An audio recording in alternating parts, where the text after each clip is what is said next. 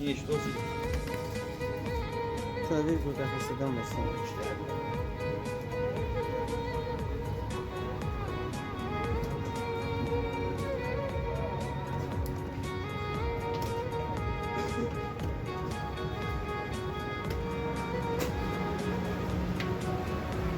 Arkadaş başladı dolanda koy bu parsavattılara da kalsın. Dolandan niyazımdır kardeş.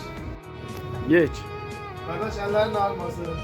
Allah senin kəsinə bərəkət versin. Keçən həftə səndən telefonu xərid elədim, razıyıq.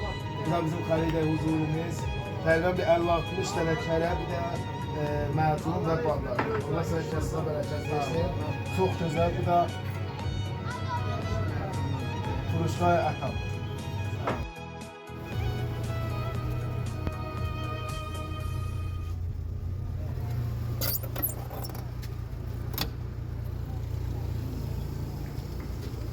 Murtaza qardaş, Allah sənə bərəkət versin. Allah kəsbizə din bərəkət versin. qardaş. Xeyrin görəsən qardaş. Cansan. Xuda hafiz. Allah rast kəssin. Sizdən müvazib olun. Xudahafiz. De səlamət.